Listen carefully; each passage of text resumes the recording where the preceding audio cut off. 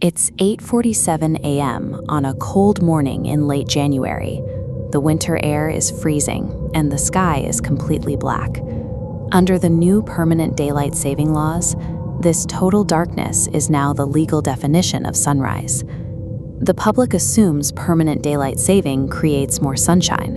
In reality, it mandates that millions of winter mornings will begin in the dead of night. On July 14, 2026, the House of Representatives moved to make this reality permanent. The measure passed 308 to 117, locking the country into the time currently observed only from March to November. Public celebration followed the vote, driven by the belief that the government had finally granted the country extra hours of light. But clocks do not create sunlight. They are a human labeling system, and this legislation is essentially an attempt to relabel when the light arrives. This political decision creates a direct collision with a fact about orbital mechanics that no vote can touch. Daylight saving shifts the light window relative to our clocks, entirely separate from the solar day. The actual duration of solar exposure remains static. Yet since 2018, over a dozen states have passed permanent shift laws, creating a legal logjam waiting for Congress. The problem is that state borders are drawn by people, while sunlight is dictated by the rotation of the planet. Shifting the clock permanently breaks the synchronicity between our schedules and the natural solar cycle across different longitudes. This map shows the geographic areas hit hardest by the policy, the western edges of time zones and far northern latitudes.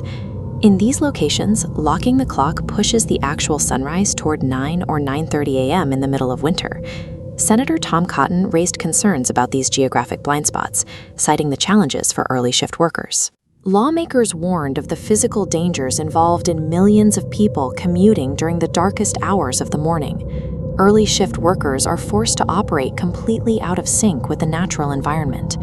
Attempts to eliminate evening darkness relocated the friction and danger to the morning hours. The United States has already attempted this exact experiment. In 1974, the Emergency Daylight Saving Time Energy Conservation Act enacted year-round daylight saving for an 18-month trial. Public opinion turned negative almost immediately as the reality of dark winter mornings set in. Parents became terrified for young children waiting for school buses and walking to school in freezing, pitch-black winter conditions.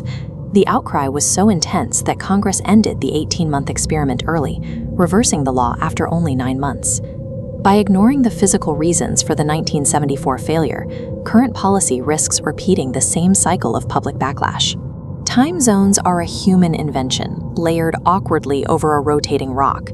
No amount of legislation can alter the Earth's axial tilt or the mechanics of its orbit.